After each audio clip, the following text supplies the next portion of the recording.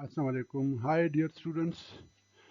Today we are going to discuss the spectroscopy, and in particular reference, we will be discussing the IR spectroscopy in detail. What is spectroscopy?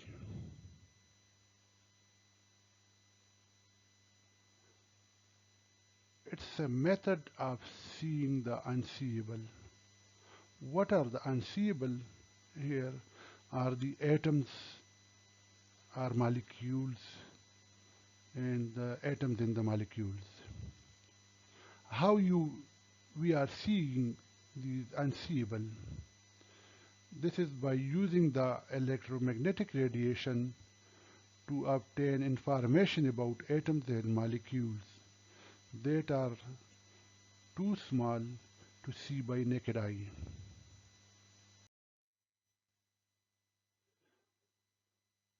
Spectroscopy is an instrumentally aided study of the interaction between matter. The matter here is the sample to be analyzed, and the energy, that is any portion of the electromagnetic spectrum. The brief is like here we have the electromagnetic radiations that passes through analyte. That analyte should be in a small concentration, lower concentration, and then when it passes this light, this radiation passes through the analyte, then it is collected by the spectrograph, and this spectrograph gives us a graph from which we obtain the information. These electromagnetic radiations are of different types.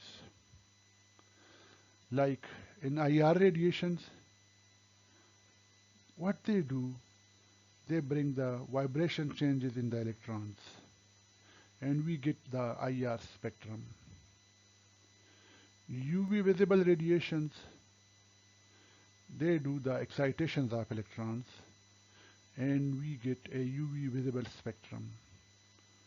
While the radio frequency, it changes the spin rotations of the electrons, and we get an NMR spectrum.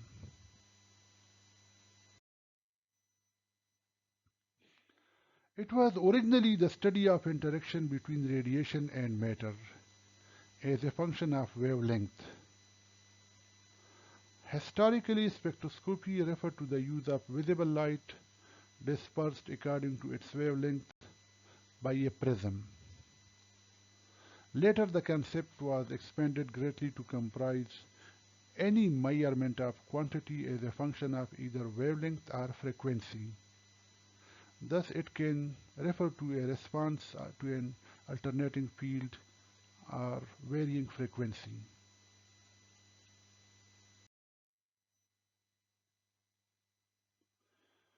A further extension of the scope of the definition added energy as a variable. Once the very close relationship between the energy and photon was realized, H is here as a Planck constant.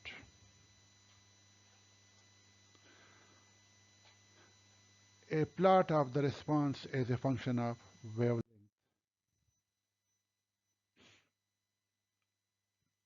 How can we separate out the individual colors of visible white light so we see the full spectrum of colors? There are different methods, some very common like prism, water, oil, bubbles. A good example of separation of color by water or water droplets is the rainbow in the sky and diffraction grating. A prism bends different wavelengths of light at different angles, separating out the different colors. When the white light passes through a prism, it's separated out into different lights according to their wavelength.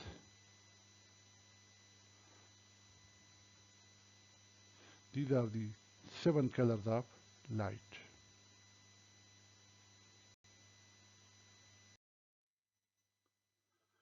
A spectroscope spread out these wavelengths of light into a spectrum. When light from an unknown source is analyzed, the different patterns of bright lines in the spectrum reveal which element emitted the light. Such pattern is called the emission spectroscopy.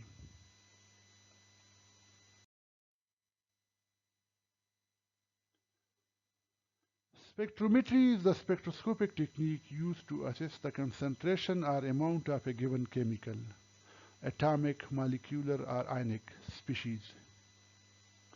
In this case, the instrument that performs such measurements is a spectrometer, or spectrophotometer, or spectrograph. Spectroscopy or spectrometry is often used in physical and analytical chemistry for the identification of substances through the spectrum emitted from or absorbed by them.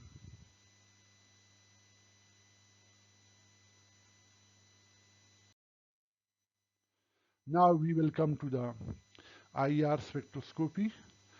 After we have been introduced with the spectroscopy, that what are spectroscopy, and you will now be familiar with at least the basic concept of the spectroscopy, that what is the spectroscopy and how it works and what is the principle. Now we will come to the IR. IR, infrared spectroscopy.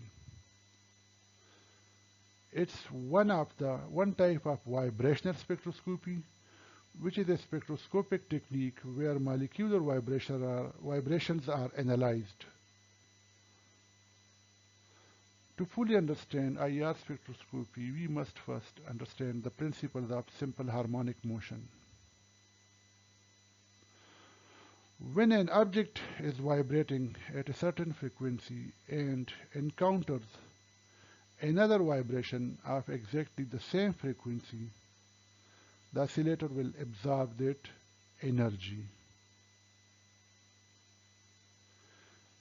At any temperature above absolute zero, all the little simple harmonic oscillators that make up any molecule are vibrating vigorously.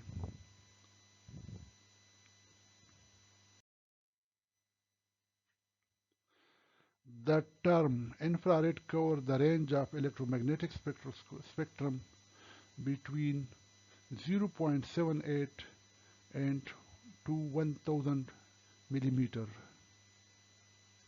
In the context of infrared spectroscopy, wavelength is measured in wave numbers, which have the unit per centimeter. Wave number is 1. Wavelength is continuous. It is useful to divide the infrared region into 3 sections: near, mid, and far infrared.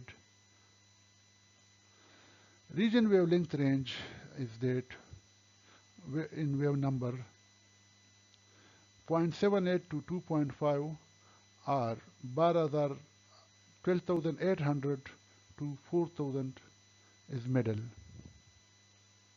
This is the near. Near is 0.78 to 2.5 millimeter or 12,800 to 4,000 per centimeter wave range. Middle is 2.5 to 50 or 4,000 to 200, while far IR is from 50 to 1000 or 200 to 10 per centimeter. The most useful IR region lies between 4000 to 670 per centimeter wave number. This is the range which we are using in our daily life for different identification of different compounds, chemical compounds. Each atom has 3 degrees of freedom. corresponding to motions along any of the three Cartesian coordinates, that is x, y, and z. A polyatomic molecule of n atom has 3n total degree of freedom. However, 3 degrees of freedom are required to describe translation, the motion of the entire molecule through space. Additionally, 3 degrees of freedom correspond to rotation of the entire molecule. Therefore, the remaining 3n minus 6 degrees of freedom are true fundamental vibrations for non-linear molecule.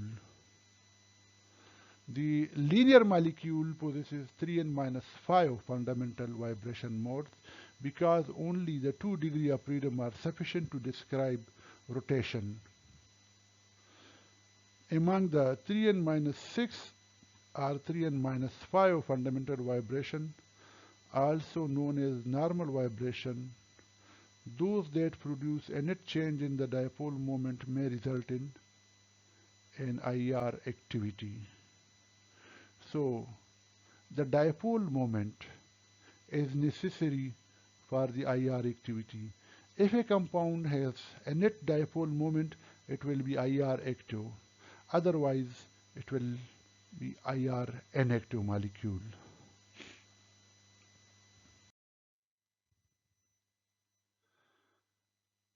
Energy of molecule is equal to the electronic energy plus vibrational energy plus rotational energy. The total energy of any molecule is a sum of the electronic, vibrational, and rotational energy. IR spectroscopy is concerned with the study of absorption of radiation, infrared radiation, which causes vibrational transition in the molecule.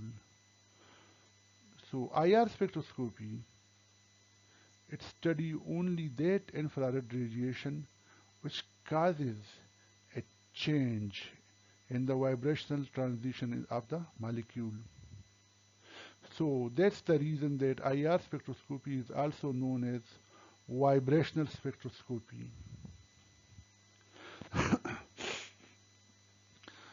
IR spectroscopy is mainly used in the structure for the elucidation for the determining the functional groups. It can give information to you about the presence of various functional groups in a molecule, that are these functional groups are present or not, because each functional group has their specific value of infrared spectrum.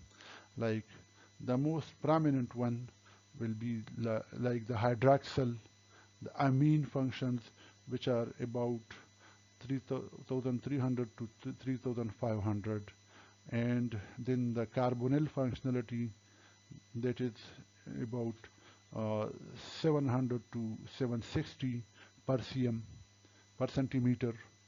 Then we have the values for the CH stretching, CC stretching, and CS carbon sulfide bond stretching, which are for which the IR spectroscopy is the most suitable tool to identify these functional groups.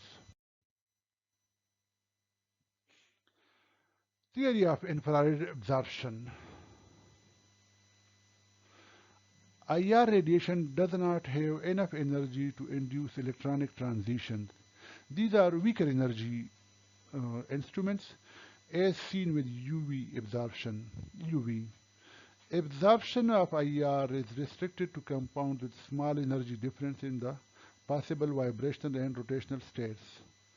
For a molecule to absorb IR, the vibrations or rotation within a molecule must cause a net change in the dipole moment of the molecule. As we have already discussed, that only those compounds which has a dipolar moment are IR active, and when a change in dipole moment is observed, so that is measured, or these energy will cause a change in the dipole moment of the compound. The alternating electric field of the radiation,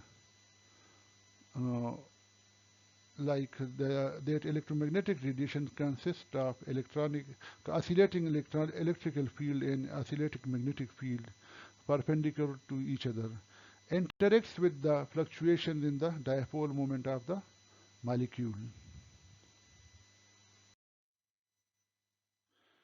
If the frequency of the radiation matches the vibrational frequency of the molecule, then radiation will be absorbed, causing a change in the amplitude of molecular vibrations. That we have previously discussed in the previous slides also, that when there is an oscillating movement like a simple pendulum, and the two movements when coincide with each other, so they will absorb the energy.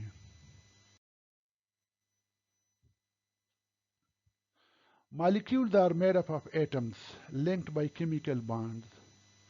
The moments of atoms and the chemical bond like spring act like spring and ball vibrations. This characteristic vibrational are called natural frequency of vibration. When energy in the form of infrared radiation is applied, then it causes the vibration between the atoms of the molecules, and when applied infrared energy, natural frequency of vibration. Then absorption of IR radiation takes place and a peak is observed. Different functional groups absorb characteristic frequencies of IR radiation. Every functional group will absorb a characteristic IR radiation, frequency of IR radiation, and so will give a characteristic peak value. Therefore, the IR spectrum of a chemical substance is a fingerprint of a molecule for its identification. And that's the reason that it is considered as a fingerprint, because every functional group has a characteristic value of absorption. And from these spectrum or from these absorption, we can identify that this type of group is present in that particular molecule.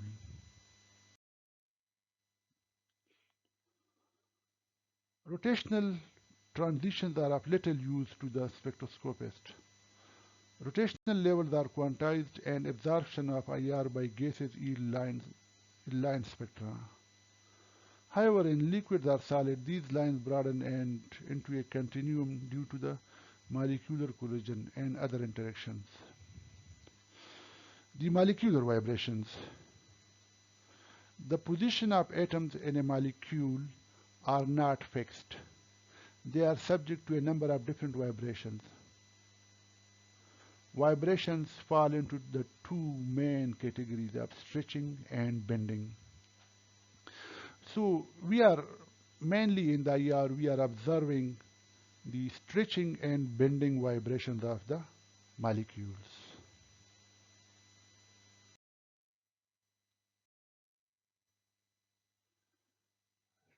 Thank you very much. Thanks for your patience.